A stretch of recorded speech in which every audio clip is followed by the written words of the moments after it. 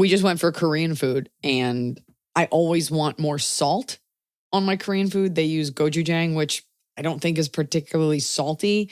And when I eat rice or meat or vegetables, like I want soy sauce. And so I always have to ask them, I'll be like, I know this is not Japanese or Chinese.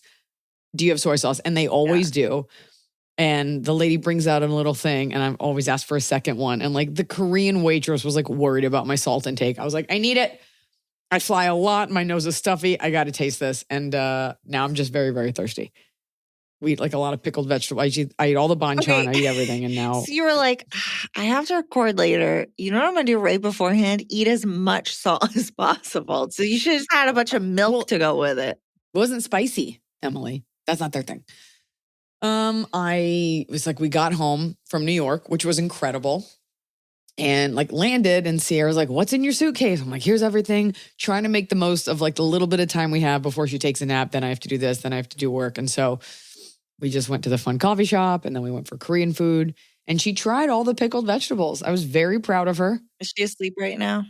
She's about to be. I was like, what if you put her to bed while I did a podcast so I can also have time while she's sleeping to do the laundry and get set up for tomorrow? Because it is a countdown. It is 6 days until we shoot the special in Salt Lake City. Okay, the people are asking. The people want to know, do you have the nails yet? The Nails by Vivian should be here imminently. And by imminently, I mean before November 1st, because that's when I leave. Yeah. I would like to talk about two things that happened over the weekend in regard to this podcast. Okay. You're starting this like I'm about to be fired.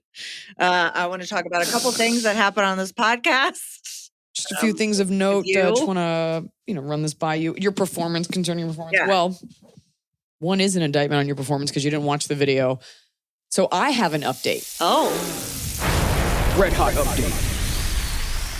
Remember the girl, I want to say it was Atlantic City, but I could be wrong. Remember the girl who came to my show and she was in the VIP line and she was like freaking out because her ex-boyfriend, who just like ghosted her, was in line behind her. Mm-hmm. And I think he was with a date.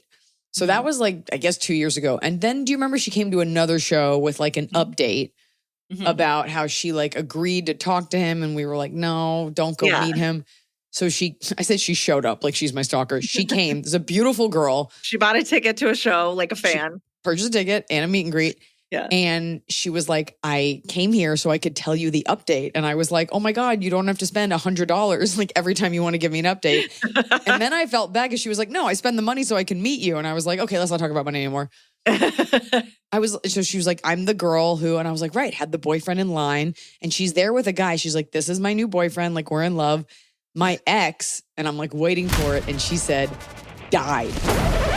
Oh no. And I was like, are you happy? Like it seemed, I was like, you got to tell Emily. Right. But rarely in life do we, you're always like, you hate someone, you hope that whatever. Rarely in life do you get that ending. Does your ex-boyfriend die? Especially I think when it's like, oh, the new one's here now. Everything's better. Just wanted to let you know, if you want to attend the funeral, Iliza, like, you know what? He had bought a ticket. So this is a loss for the community. It was, just when do you hear that? Never. Anyways, that was the update. She didn't seem too keen on making a video. I was like, we got to videotape it. We got to record this. She was like, I'm good. Yeah. Seemed very happy with the new boyfriend. And then we had a couple show. I have 3 updates. Then we had a couple show up. I'm going to play you the audio. Oh boy. So who are you? Chris. No, like you're you're the couple who. Yeah, so we're the couple who got in a fight with the lady from Lowe's because we wouldn't go get her a cart. And, it's a big screaming match. This is my wife who was screaming at her. She's like, it was me. Yeah. It was me. Everybody was on your side. Yeah. Everyone's like, that's an insane thing. That woman was having a mental break. She was. Thank you for listening to the podcast. Yes. I cut it off right at the endorsement. He's like, I listen every Wednesday. We more and more are getting couples and getting guys that are like, I turned my wife onto this. So I love it. We all remember the couple. Remember they were like, this one was screaming at us about getting a cart. And we're like, oh, she's a nutball. Well, I love that. I on our straight male listener front, we did have someone write into the Patreon who was like, do I count as one of your 7 male listeners? I'm gay. And I was like, yes, you still are a male listener. Still a boy. Whatever we consider a boy nowadays. If you're a boy, we say you're a boy. We say you're Men a can be male gay. listener. Men A can male- be gay. Men can be gay. It's 2024. Men can be gay too. And I'm not going to say the name, but I did forward this. A fan came and wrote a very, very heartfelt letter. Yeah. And I was going to share it with you anyway. And in the end, she was like, please share this with Emily and Scott. But she had some very specific words that I think fully encapsulate like the essence at the core of what we're trying to do here. Mhm. And so I shan't read all of it, but she said, I know you often joke that Ask Iliza Anything only has 6 listeners, but there are so many of us who love escaping with you into the problems of others to escape our own. Although you didn't know it and weren't actually there, thank you to you and Emily for being with me in my car that morning. Something awful happened. She lost someone. So, and thank you, not in the car. Someone had died and she found out in the car. And so she reflexively turned on Ask Iliza Anything to escape. Thank you in advance for making me laugh on Saturday when all I will have done all morning is cry. I'm sure you hear it all the time, but your comedy brings so much joy to people and helps us through such difficult times. I hope you never stop doing AIA. If AIA has 1 million fans, know that I am one of them. If AIA has 1 fan, it is me. If AIA has no fans, I am dead. It's a little dramatic, but So the this sentiment. person needs to go fight the other people who would claim themselves to be the one AIA fan. It was a poetic way to say it. Like, Yeah. of many I am one, of one I am them all, of none I cease. Let's try to team up, do some promo for Gladiator 2 and have the fans fight. My greatest priority. Somebody was also saying we shouldn't do fight me. It should be more like a support me thing. And I was like, it's the same thing. It's whatever. Yeah. I will also say again, did you hear a couple episodes ago, Scott pulled the remnants of the intro for All the Rage, the show you were gonna do. Oh. And he dropped in like the theme, this little button. And I think continually you just try to revive that. So Fight Me makes sense as like a little piece of that puzzle. We could change it to All the Rage. No, We that have was the sound. different. We have the sound for Now it. we do Fight Me and it's pa, pa, pa, it's fighting. This is what we do now. It's the same thing. It's just the same thing repackaged. Yeah.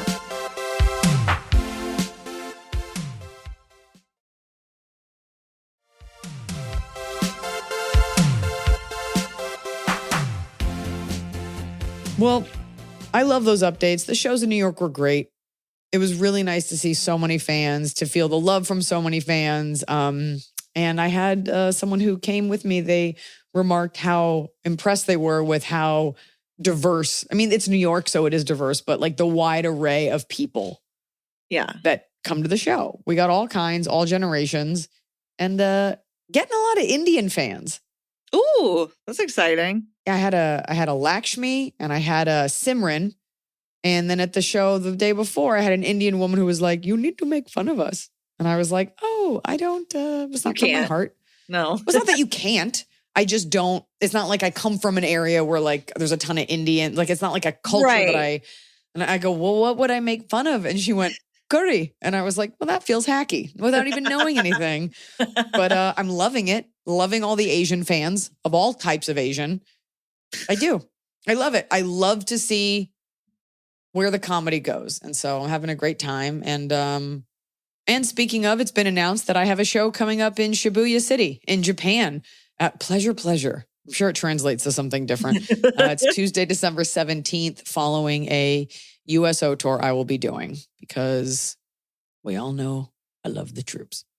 Yeah. Well. Oh God, that's such a cool thing. And you're like, wow, my it is. cat's I licking had my something. No, I had knuckle. something to say to you, but I did get distracted because I'm trying to keep him from touching the microphone. Fucking gross. Well, you want to know something? What? I About figured my it dog. out. What? No, you can talk about your dog first. I won't forget again. I was just going to say that I've come to terms recently with the fact that I have an incredibly needy dog who I think that people in my life like, but kind of just tolerate. And I was telling my dad, I think I'm realizing that people kind of think she's like a little annoying. And my dad misheard and he goes, well, it's not that. It's just that you bring her up a lot. I was like, no, not me annoying.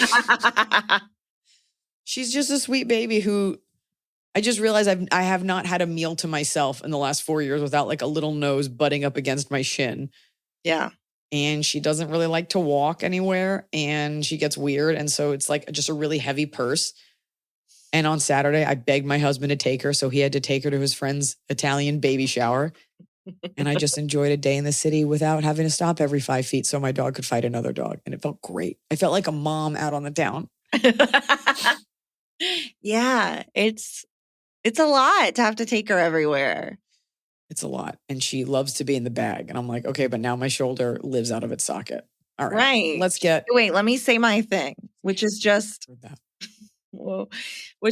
that today, when you're hearing this, we're doing a live show. So that tickets for that are closed, but we have shows coming up. You can sign up at the Sirius link in the Ask Iliza Instagram bio or on the free Patreon for Tuesday, November 12th.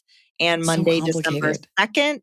So just go if you live in LA and you want to see a live AIA taping, go to the link in Ask Iliza via Instagram or go to Ask Iliza Patreon. Okay. In the Instagram for Ask Iliza Anything, there's a link in bio. That's how we have to say it. 3 links in bio. One of them is for tickets. Click it.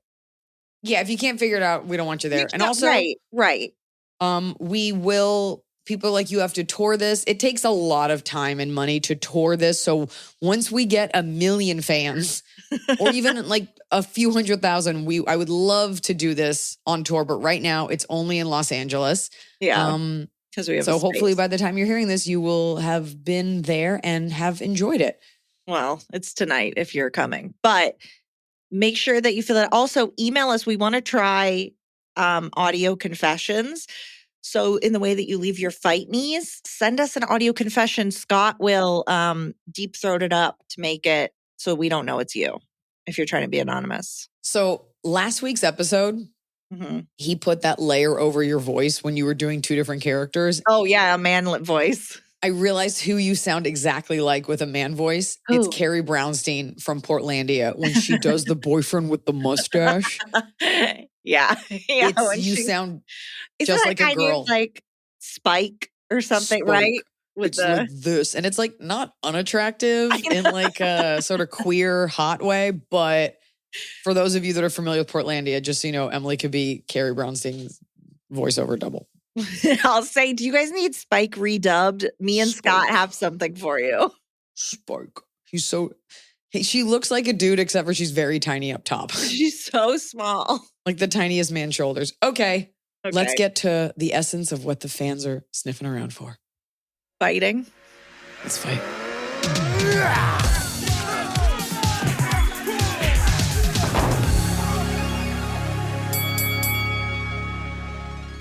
Okay, we have a very short one, which I love. Okay, I'm 17. A junior in high school and a freshman dating is not a serious age difference. Fight me. Well, if the junior's 18 and the freshman is under 18. He's 13. But let's assume they're the right age. They're not 13. You're not 13 going into high school. You could be if you're really advanced, just like you're not 18 as a junior. You've been held back. It could be if it's Georgia. I probably can't weigh in on this. I mean, there's legal things, but you are still kids. Well, let's say it's 14 and 17. I guess it's fine. It depends on the guy and the girl. It would be sick as if the guy is 14 and the girl's 17. She's like, he's just bigger. He's just a monkey man. Depends. But it's also like the difference between a freshman and a senior. Like those are like grown men, like adults fighting age. And you're like, I just had my bar mitzvah. So it depends on the student. Yes. And the law. It does. But what I love about this question is that it comes from such a different life experience than so many of our questions, or even you or I. Like thinking, like, clearly she's saying this is a fight me because people are saying the opposite. And she's like, no, it's okay. Well, she's also, I think, suggesting the girl is younger and the guy is older. And maturity-wise, you're probably right. It's about the same. Well, now our question asker is 17. So could she be the junior in a relationship and she really wants to date a freshman? Go for it. That's fine. Hot freshman. That's fine. Really hot freshman. Like a really hot, thin 14-year-old boy. Yeah. Oh, God. He has a skateboard and a beanie. I still think, I look back at some of the guys who were seniors when I was a freshman, and like some of them looking back, I'm like, that was a grown man. Right. Like, why was he also here? It is crazy to look at class photos or a yearbook from high school, and you're like, these are such like disparate ages. Yeah. I'm like, that's so much arm hair. Okay. On to the show. On to the show. We have a question from Patreon. Relationship 180. Hi, Iliza and gang. As a 31-year-old only child, excuse me, I am here seeking some big sisterly advice. My boyfriend and I have been together for 4 years and started discussing getting married back in June. Things felt like they were going great until one day I asked about going to look at rings and he snapped my head off. In partially love blind hindsight, it's been a slow decline since then. For some relationship context, he is my best friend, treats me the way I've always dreamed of, and is a truly incredible man. The problem, he's scared of marriage and it feels like he's unconsciously sabotaging to get out of it. He's the one who brought up getting married first. He's an ambitious lawyer and is suddenly pushing us to move from Atlanta to New York City or DC. Something I agreed to if we need to, but don't want to. I just started a new job at a new industry in March where I have financial stability for the first time. I love Georgia and I have horses who are my favorite part of my life. Here I can afford them and have easy access to them. I own a small farm with my parents with a beautiful house that they plan to give me. He wants to live in a tiny apartment in the center of a city and is now expressing he doesn't want to plan his life around having horses. When he and I met, I was a full-time horse trainer, so this isn't new information. He has an opportunity here where we live to run an entire office as his boss is retiring, but he says he doesn't want it and wants to move to a bigger city where he would have a lesser role. I'm struggling with where to give, but I've already sacrificed so much. I drive 2 hours a day trying to live in the city for him and get to my horses. And where do I say that this beautiful love isn't enough and walk away?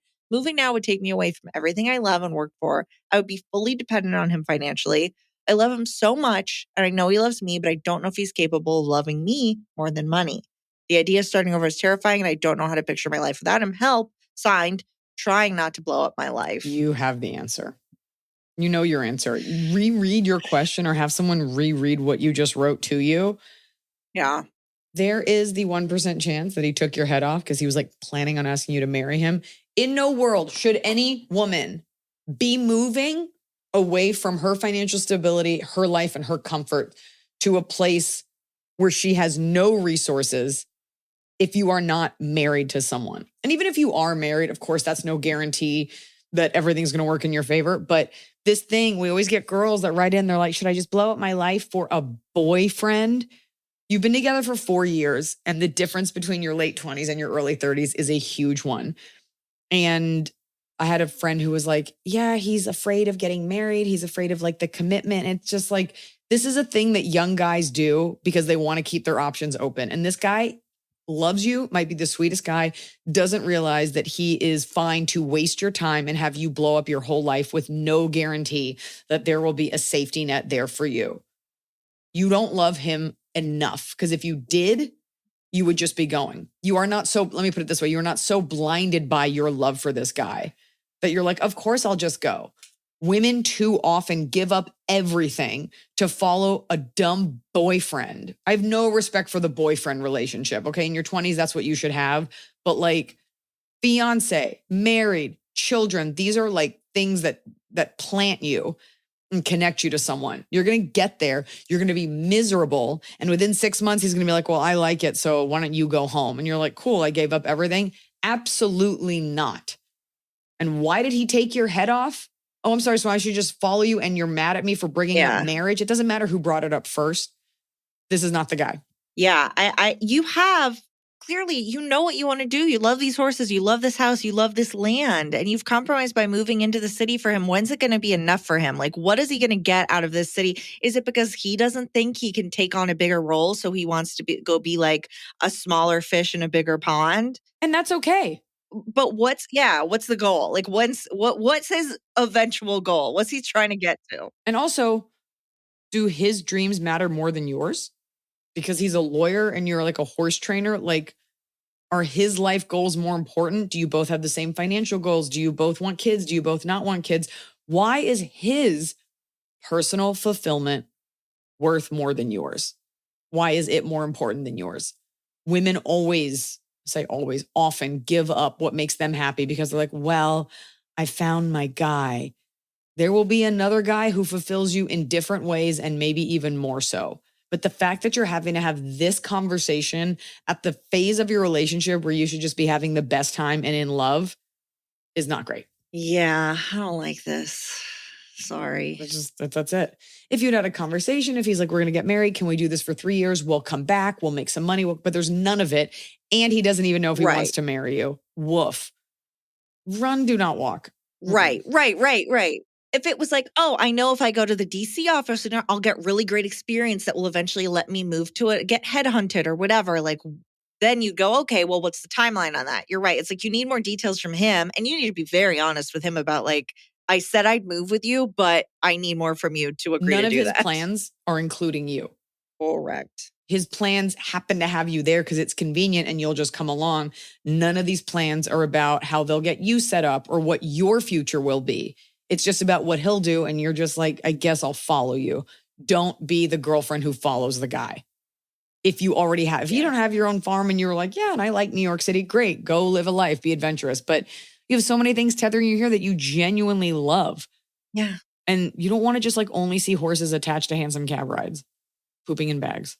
Right. Not loving it. It's going to be like when Carrie moved to Paris with that freak, with that awful man. Yeah, I hated that guy. I hated that she did that. Yeah, after everything. But I didn't like her. He didn't bother me. Also, he didn't hit her. He didn't hit her. I don't remember and she was so like, oh my God. It was like, it was an accident. And then you ran to like the guy who like cheated on his wife with, it's just a mess. She's a mess, but so don't be like her. Hit me. You wish. Don't be Carrie.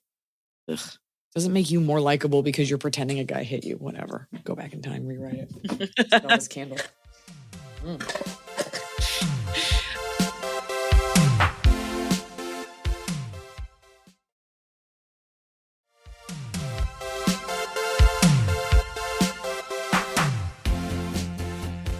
right, we have another Patreon question. Dear Iliza and Emily, I'm a 56-year-old mom of 3 children, ages 16, 20, and 22, engaged to a 61-year-old dad of 2 adult boys in their 30s. Given our advanced ages, one would think we carry ourselves with a certain level of maturity, but I will let you be the judge of that. I met Dan 7 years ago, just 6 weeks after my divorce. Pretty sure the ink on my divorce papers was still wet. To protect I don't like that. I know the expression is that it's not dry yet, but that it's still wet. The ink is still wet that bothers me. I also don't like advanced age because that sounds 56. like it's an illness. Yeah. Advanced age is like 97. Right. You're in the home. And you're sick. Okay. To protect my children, I kept the relationship secretive for a year before introducing them to Dan, who I thought was the most spectacular specimen of a man to ever grace this earth. At the time of the introduction, my children were 10, 14, and 16. To give a bit of background, humor is a necessary survival mechanism in my family. It was the glue that kept my terrifying marriage to my narcissistic ex-husband intact for 17 miserable years. Early on in the introduction of my children to Dan, now my fiance, when asked how we met, his response was that we met on Ashley Madison. For those who haven't heard of it, it's a now defunct website where married people hook up. To say the least, I was so absolutely horrified by his joke that I had broken up with him for several weeks. At the time, he knew the only way to win me back was to apologize to my kids and myself, which he did. That episode resurfaced in a recent conversation. He openly admitted that he doesn't think he really ever said anything wrong, and his original apology was for upsetting me, not for what he actually said to my children. Which is not an apology. No. I credit him. I'm sorry you're upset is not an apology. I credit him for being a man of conviction, but he would rather continue to defend his position because he believes he's being honest and true, rather than try to open his mind to understand the impact of his words. While I know dredging up an old issue is a cardinal relationship sin, I feel deceived now knowing his truth. I just feel like this is too foundational of an issue to dismiss, and I'm worried that it could be relationship threatening. This is a really difficult situation because other than this, we get along beautifully. We share lots of active and athletic interests. We're super supportive of each other. We make each other laugh, and we're excellent life partners with our entire future planned out and paid for. Did I mention we're getting married in June?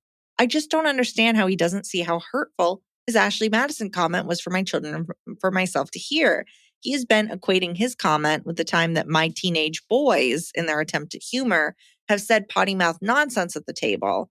And that I will admit may have sometimes crossed the line of respect, but they're children and we're supposed to be the adults. Right. Being the comedy experts that you are, please set me straight. Was that Ashley Madison comment funny to an audience of children?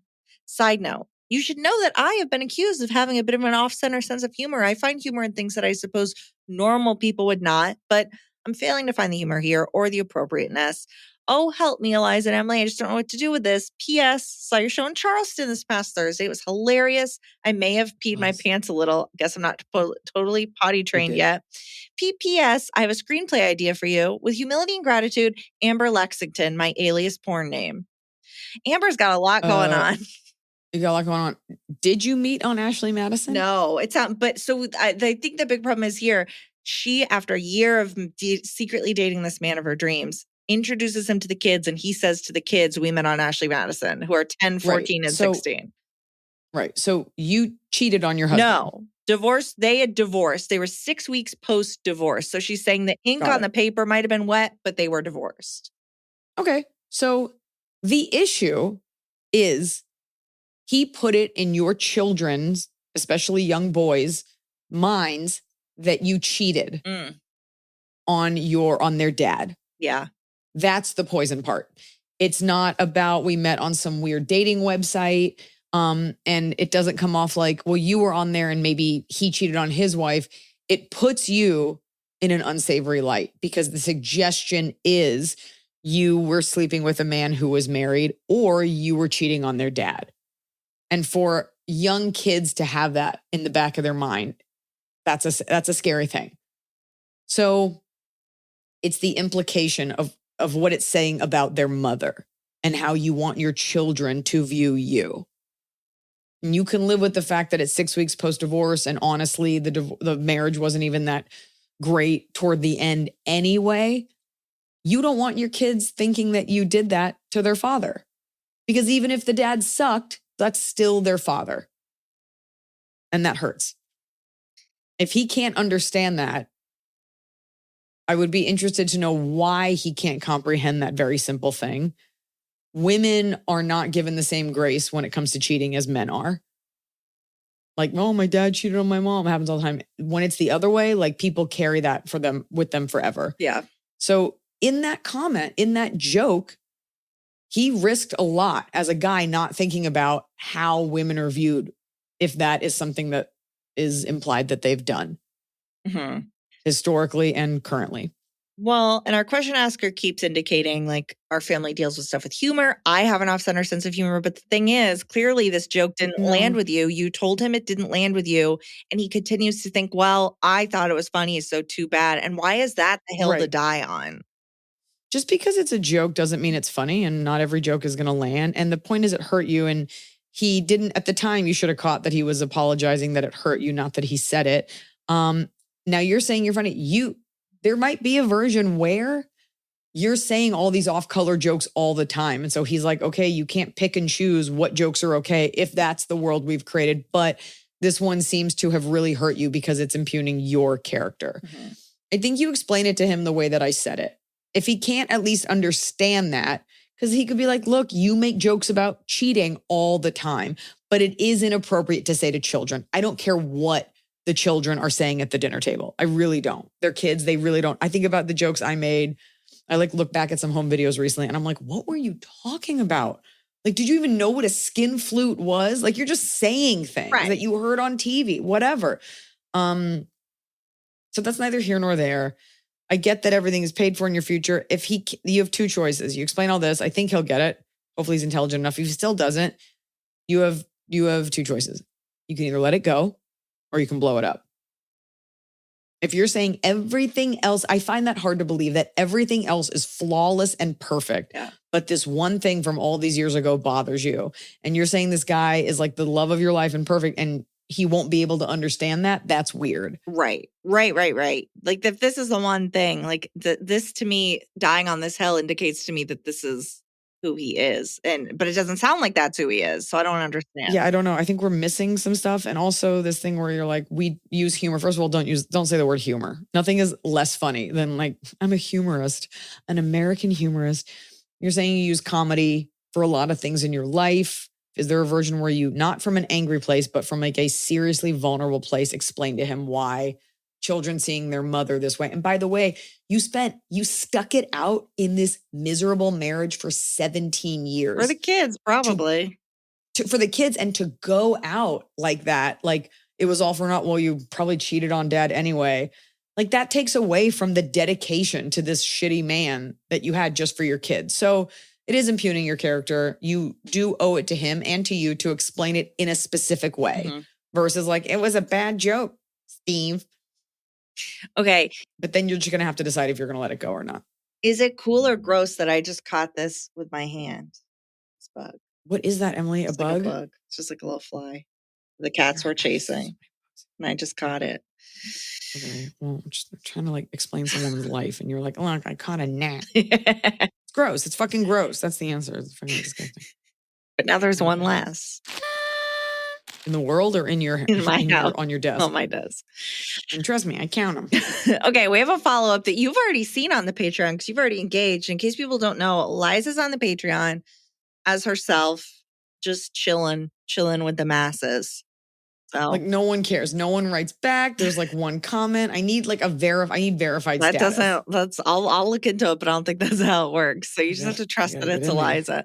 But I'm going to read this anyway because I think it's great for the listeners. So a light update. I just listened to the response to my question about being overprotective of my son with my in-laws. Iliza, when you said, and this was the woman that when people hold her baby, it doesn't bother her, but whenever her in-laws hold the baby, she like has this desire to rip the baby back. So she says, Iliza, when you said that I'm trying to prove myself to them because they've been so great to me and I feel inadequate, I started crying. You hit the nail on the head. This really helps me look at the situation from a new perspective, and I love it. If I'm reminding myself that they aren't judging how I am as a mother, hopefully I can loosen the reins and calm down when they're around my son. Thank you so much for your advice. Nailed it. You're welcome. It was a real proud moment for me. I read that and I was like, I hope everyone's reading this and what our podcast has done for you. Please buy my essential oils. You want to channel this positivity? We have an important gift question, and I love it because there's such specificity, but it looks like you already replied to that. Oh, I'm sorry, just getting in that Patreon because I took Instagram off my phone for mental health reasons. All right. Taking a break. I had been thinking about merch though, because people are like, we want merch. I don't love the idea of like, it's a t-shirt, you'll wear it once, but I think real fans of the pod in all of its iterations call themselves truckers. Mm-hmm. And I think we should do something with a truck. What do you mean with a truck? Like a pin or a sticker or something that you can keep that's like, because I want us to do a hat because I wear hats here. I was like, no, people don't wear hats. It's enough with the hats. They're just going to go in a landfill. Here's what it should be. Do you remember that movie She Devil with Roseanne? Yeah. Meryl You would love it. Yeah, I've seen it. On your recommendation, I watched it. Same for Pray for Rock and Roll on your recommendation. You're welcome. Yeah. So she had like her cabal of like women who had been done wrong. And then they had this network and they each wore a rose pin. Mm-hmm. We could have that, like a little truck. Here's my genuine question. Who's wearing an enamel pin? Are you in the daytime? Are you putting on an enamel pin? Like you're not like they're cool and I've bought them because they look good. And I tried to make myself wear, I put a bunch of them on like a thick coat and I was like, I'm going to wear them. But without doing that, like I'm going to put them all on this coat. I'm not like, what's my enamel pin of the day going to be? No, you're right. It's not 2008 and we're all hipsters. I get you. It's tough. We got to think on it because I don't want it to be wasteful and I want it to be something that, maybe it's, I wish I was the kind of person that hung things from my rear view, but it's illegal and it's tacky. I feel like we still could do like a sweater, a hat. Well, here's the thing. I could start a Patreon. Sweater? Yes. A sweater? Yes. Like this. Don't show me yours. That's a sweatshirt. Okay, a sweater is like a knit. Excuse me, a sweatshirt. Oh, okay. I'll start a chat in the Patreon for merch ideas and let the people weigh in. But I think why you've always probably veered away from it is like you don't just want like the podcast art on there, right? You don't just want your face because that's never how you've done your merch. But I think something with text on it would be easy. Like we have so many. I think a little keychain. How many keychains? You know how many keychains people got? We'll keep thinking on it. Let's think on it. Okay. Let's think on it. Maybe it's like a Christmas ornament. That I can only use once a year? A plate. It's a plate and you can eat off of it. It's a plate that says Well, no, tasty here's the advice. thing about merch is at the end of the day, it's a cool thing and it connects you with other people who like the thing, but it's also a free advertisement for the thing, right? Even so Yeah. that people No, I are hear like, you. what is this? Oh, I want to check. So it needs to be something they can take into the world. I know, but everything is so cheap and done. You're not going to put a bumper sticker. I'm not going to make Stanleys. Sweater, shirt, hat, sweatpants, No. sweatsuit, No. tracksuit. Ooh. A full body jumpsuit with a zip that goes over your head. Yeah. Yeah, there you go. Yeah. Okay, let's think on it. I bought a sweatsuit from Meredith Marks of the Real Housewives of Salt Lake City. Who came to my show this Friday. What? Meredith Marks was there? Yeah, she was at my Friday night show. And you didn't text me? I didn't know. Was Brooks there, her son who makes clothes? No. Was her husband the other Seth guy. there? Yeah. And as they were leaving, she was like, look up soaking. And I was like, what? And I did. Do you know what this is? Yes. Okay, so it's so gross and such an example of how weird religion can be around sex. Like, just let people have sex. So I asked Hunter, I was like, do you know what this is? So for those of you listening, I guess with some Mormons, it's where a man puts his rock hard penis into your vagina, but does not thrust or move. So it's not technically sex, as if God is sitting there with a clipboard like, But you know check, no gyrating. The second part of that, right? Because it's mostly like college. Then you get your college student friends to jump on the to bed. shake you. Right. Yeah, so that your body's you're not moving. I was getting to that. I'm sorry. If this is not a prime example of how fucked up religion is, I don't know what is. Yeah. Like that's the stupidest thing I've ever heard. She was lovely. Well, and she said that. And I was like, what does that get you in the kingdom of heaven? God's like, well, before we open these pearly gates, you didn't thrust. Someone else jiggled you and you ejaculated, but it wasn't because you moved. So welcome in. You did it. You did everything you're supposed to do in life. You passed. Well, so she has a sweatsuit, a top and bottom. That's just a bunch of her sayings in like pink on this black. And I was like, that's cool. It's just like little quotes. So it's all like text. I feel like we could do something like that. Maybe it's a notepad. I know you got to take it in the world. Maybe it's like a rain slicker. What? Folks, let us know what you want. Because I like things that are a little bit more punk rock, and I get that some people don't. The classic thing plus the punk rock thing for the normies. This is wasteful. People wear clothes. A whole line of, you are out of bounds. You're out of line. I'm getting so mad. People wear clothes. I don't want to hear that. I don't want to hear you telling me people wear clothes. Not today. Not today of all days. I can't. Who else was it. at your show? Was anyone else from Salt Lake there? No, Stormy Daniels came. Oh, that's cool too. I didn't know she lived there. Kamala supporter. Yep. Well, good for her. I like that. And then we also had Hannah Corbin, the Peloton instructor. Chelsea Phillips Reed, who used to host Magic Mike in Vegas. And now she's a QVC host, personal friend. Oh. A lot of friends and family came. See, I can't believe that it's taken us this long to get into this because Meredith Marks is my favorite of the Salt Lake Housewives. So this is really, you're keeping we're so far apart now that we don't work together. Although whose fault is that? A couple people commented saying, did anyone else catch when Iliza said on the last episode that Emily's her best friend? Did anyone catch that? Like 3 different people were like, did you hear it? Did Emily hear it? And then someone's like, shouldn't Noah be her best friend? I didn't know. No. Your best friend should definitely be a friend. Michelle's your best friend. I feel like you were talking about Michelle and people maybe thought you were talking about me. I think I said I don't like Emily. And they were like, oh, that's her best friend. You're like, haha. You're one of I'd say you're one of my closest friends. Yeah, I'd say that. Also about you. About you? Okay. Vice versa. Yeah, I'd say thinking about the people that you're friends with, I'm probably up there. No, yeah, I'd say it goes both ways. I mean, I talk to you a lot. Yeah, when big things happen, you're one of the first people that I talk to, that kind of thing. Or like when I see things where I'm like, I gotta tell Liza about this stupid thing. Yeah, I offered you a Quince code. You did. You're always there if I want to like vent about like some B-level celebrity who I just don't like. Yeah. And you're right there. You're always right there. I'm waiting. All right, let's get back to the show. Okay.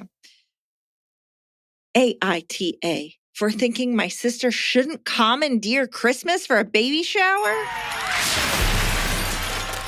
Oh, let's get into it. Yeah. This is what our podcast runs on. Go on. Let me 100%. just sit back and unbutton my pants. Hi, Eliza and Emily. Zip. Oh, and you wait till you hear the age. My sister, 22, female, has decided that she absolutely has to throw a baby shower for her second child due in March. Nope. And then it makes the most sense to throw it for herself at my mom's house on Christmas Day. She doesn't. Insane. It's so, being 22 is already so out of bounds. This is so upsetting. For child number two. For child number two is so out of bounds. December to January, February, March. So you're having it 3 months. 5 months pregnant. What is it? 4 months? 5 or 6. What's 9 minus 3? 6? Oy. She doesn't want to make special food she doesn't want to have to make special food for it or decorate, and thinks the family will have to be there for Christmas anyway, so why not also make it a baby shower? Apparently, my mom didn't want the baby shower to be on Christmas or at her house, but it's happening anyway. And most of the family is not going to be in the same town for Christmas either. The theme is Santa Baby. And I do think, cute. I know it's not bad. I do think that she put her name where the baby's name is supposed to be on the invitation. And the husband/father of baby number 1 isn't listed on the invitation at all. Invitation attached for context. Am I the asshole for thinking it's really selfish to claim Christmas Day for the baby shower? And the way the invitation is written is even more self-centered. Also, I thought loved ones were supposed to throw showers for you. Who throws a full-blown shower for themselves for child number 2? Am I just old-fashioned? If I can't go because I have work on Christmas and live 4 hours away, am I still supposed to send a gift for the baby shower because I am related? Oh my God, there's so much wrong here. Here's what I will say. This person, and I don't want to accuse them of anything, I'm going to send it to you and let you look at it unbiased, but then I'm going to make an accusation. First of all, I don't like this color palette. Here's my thought. This image is from Reddit. It's been saved down from a Reddit thread. So. Meaning, you don't think it's real? Is this person's real question? And they also posted it on Reddit. Let me go check. I think we should treat it with good faith, but. Or was this done just to upset people and it's not happening? So the question is, this exact question was posted on Reddit 28 days ago with this image. So from this person. Don't know. That's the thing. Let's treat it in good faith that it's this person also asking us. Oh, wait. Whoa, the Reddit name matches. I think it is. Okay. I take back my accusation. No. I'm sorry. No, you know what? No. You went to Reddit first. 28 days ago. And you're still using the Am I the Asshole, which we don't like because Reddit was shitty to me once. So we don't say Am I the Asshole anymore. And you went to a different source and you had all these people weigh in. And now you're coming to us secondhand with secondhand material? No. We are your big sisters. This is not, you don't come to us when you didn't get what you wanted from the internet, which is a bunch of men saying that women shouldn't speak. I hate the color palette on this. Let's pretend for a second that you didn't hurt my feelings, okay? First of all, the color palette is this like muted mauve blue that doesn't even look like Christmas other than there's like a hot chocolate and like a gingerbread. And a candy cane. If you're going to do it on Christmas Day, you got to lean harder into the theme. Also, this already was sent out. Like it's October. Like how much, what is this? No, listen. Your sister's 22, so she's dumb. And she's doing, I don't care if you already have a kid. It's a dumb girl thing. This is a father. It's a different father. It sounds like. I don't think your sister has a lot of money. She's also registered at Amazon. So she's probably not asking for ridiculous baby things like a cashmere sweater. She probably just needs essentials. Your sister's 22, has 2 babies by 2 different men. Not the best decision making. No, and needs some help.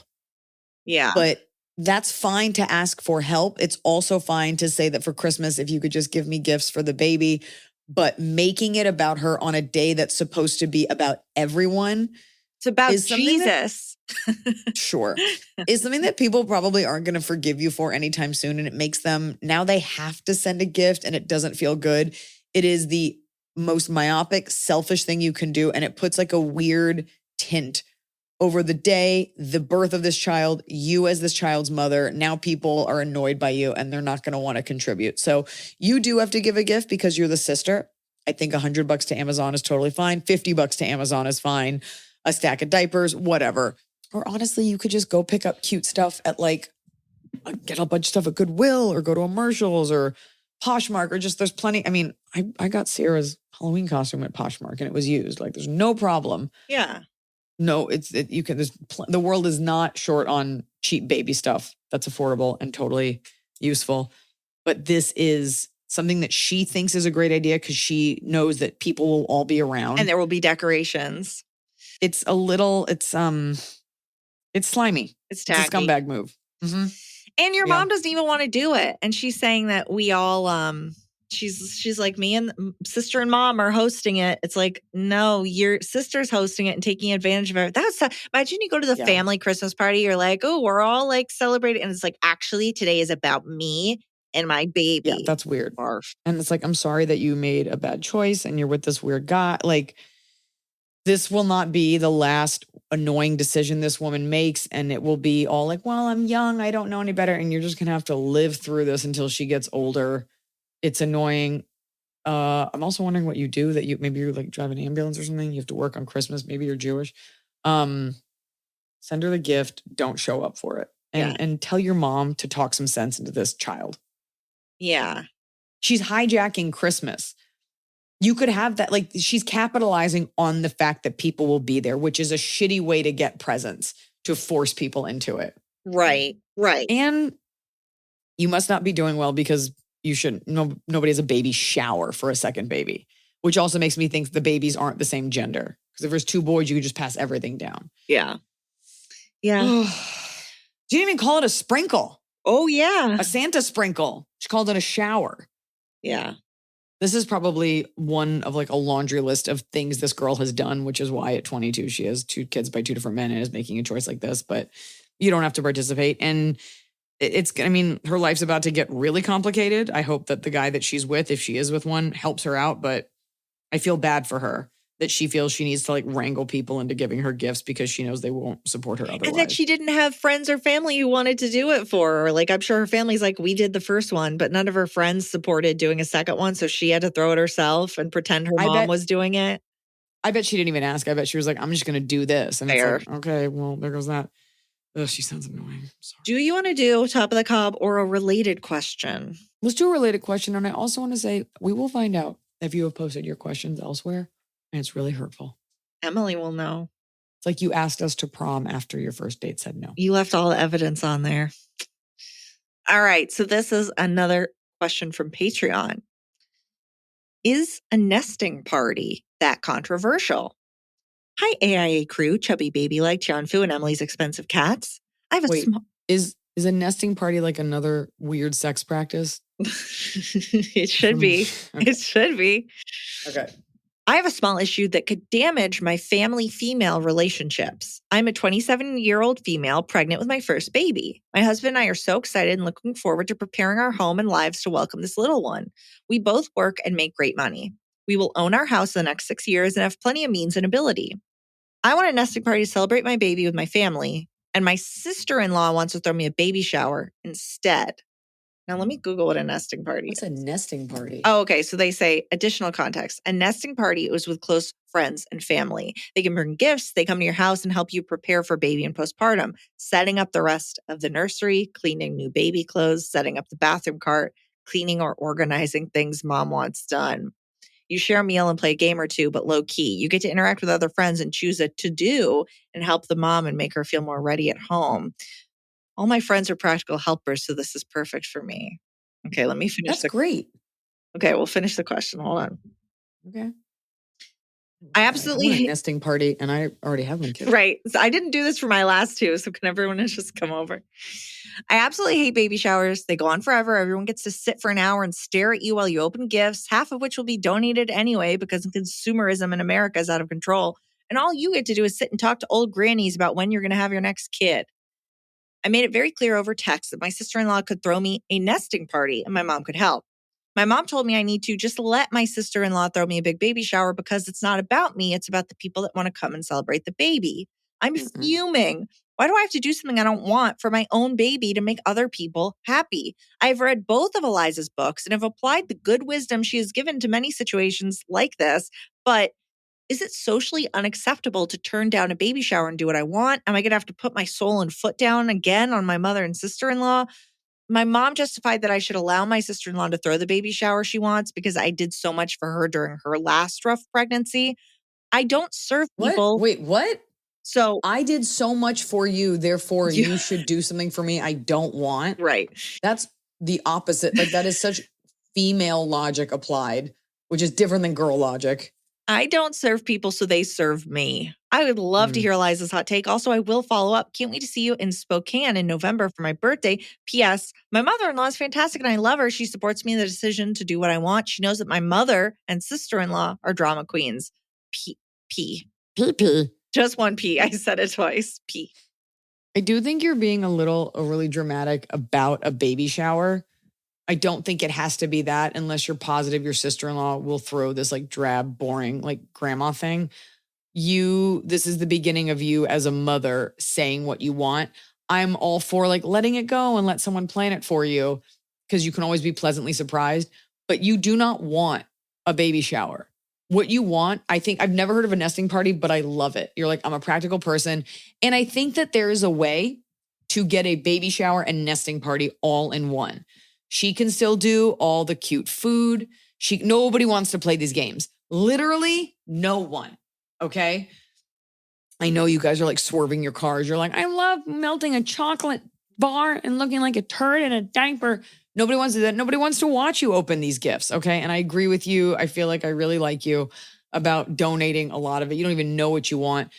We have a problem in this world where women asking for what they want. And in gift giving, it's like, if you ask for what you want, if I tell him what I want, then he can't guess what I want during lovemaking. Then it's not romantic. Better to be heard.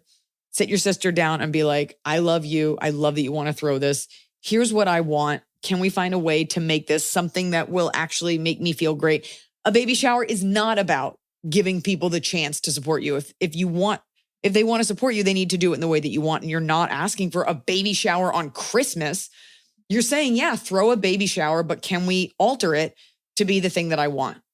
You need to sit down with all of these women. Your mother needs to support you and say, here are the things that would make me feel comfortable. I'm uncomfortable doing it the other way. I would love for you to throw this and put your special touches on it and contribute.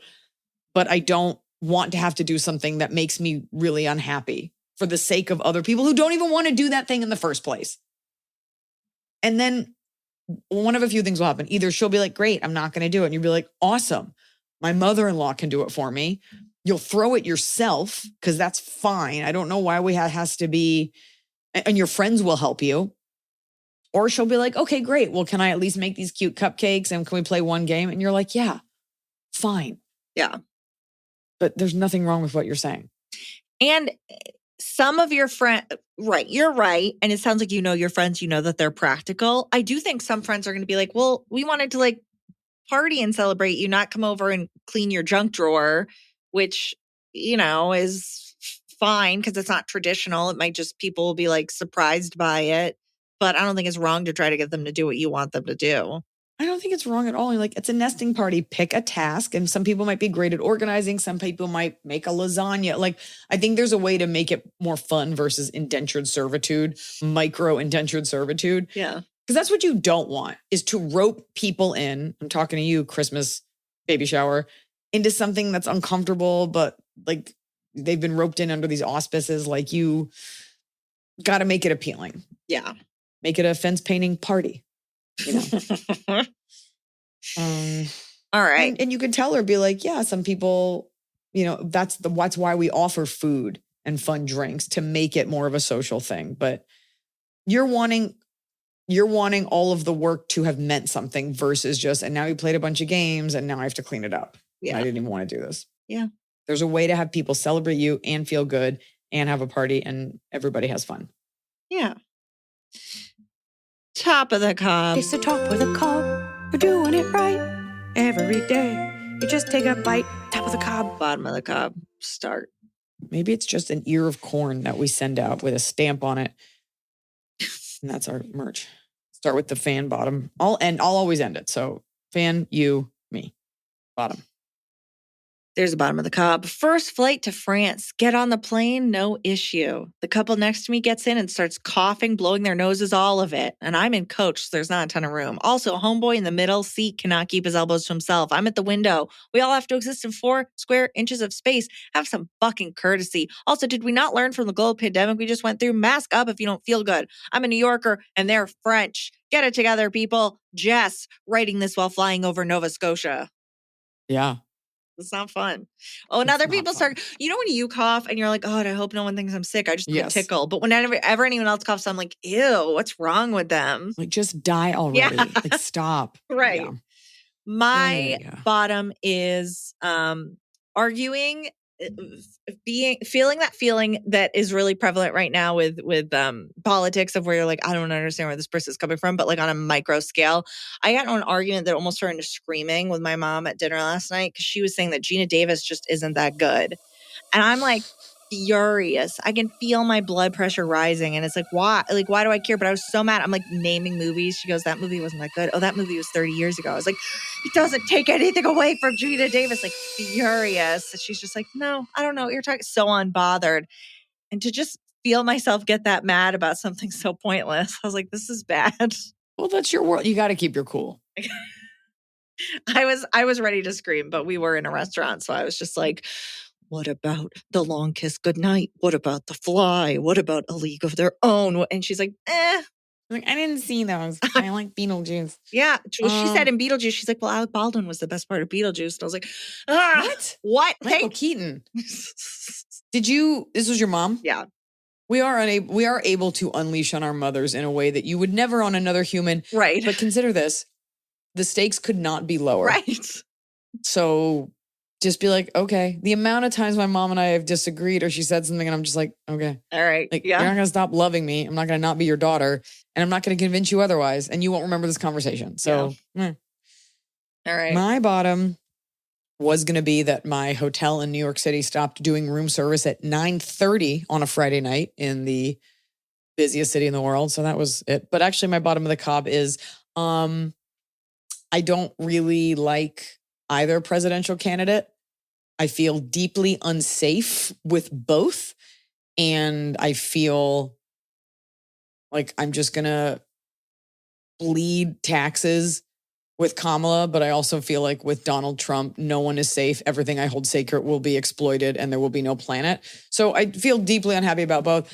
But of course, I was going to vote for Kamala just because I guess it's, at the end of the day, I think there are certain inalienable truths that will not be upended and maybe we'll care a little bit about the environment, even though I won't have any money to contribute to it.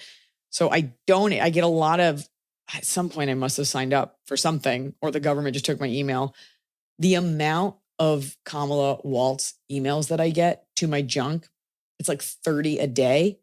And they're all coming from this like weird strategy of like, we're being outbid, we're tired, we have no money, we need you. And it got me. So first I clicked $25. I'm like, if this helps. And then it was like, what if like we're right at the end here, Elon Musk is funding them. So I donated 100. And I was like, okay, I don't know why it's coming down to me. I don't even like you. Right. And then I saw an email. First of all, you have like one of the most powerful billionaires in the world backing Donald Trump. Like, where are our powerful Democrats? Why is this on my fucking shoulders? Why do we even need money? There should just be 3 televised debates and you vote based on that, but everybody needs something personal. I got an email from them that was like, Iliza, as one of our top donors, we're calling on you again. I was like, I can't, like, this You're is not done. on me. What's the psychological profile they have that you're getting the plaintive emails and I'm getting like, let's humiliate Trump. We got to fuck him up. Like, those are the messages. I'm not getting like, hey, please. I'm getting like, we got to do this, bitch. We're matching 500%. Donate some fucking money. And I'm Because like, you live in Georgia where even your liberals are conservative. And I live in California where it's like, our feelings are getting pummeled. Oh no, we're the underdog. If you could just personally fund this while we like don't tap all, like, have Beyonce fund it. Yeah. People are mad at her because she didn't have a concert. I just want like, it's just that last email, like as one of our top donors, I was like, you guys need to fix your form emails. I'm going to be really honest. I know that this is not popular during a big election year, and I'm very pro, like, go vote, like, tell people vote. People should have a voting plan. I don't think donating to the candidate makes much sense. It's like, I'm going to donate directly to Planned Parenthood. I'm going to donate directly to mostly animal organizations. I'm going to donate giving it to the candidate so they can then have it. I'm like, oh, so I don't need, you don't need it. Right. Like 3 of them outside of Ebbing, Missouri. I feel like that doesn't, I feel like that doesn't actually, like, so what? So one of them has more money. It's like, so what? Who cares? Well, it unfortunately it matters. And look, I did my part. Yeah. When she loses, at least I can say, hey, I donated. But the amount of sad emails, and I'm just like, send these to someone else or get out. Like, I've done my part. As a Jew this year, I've done my part.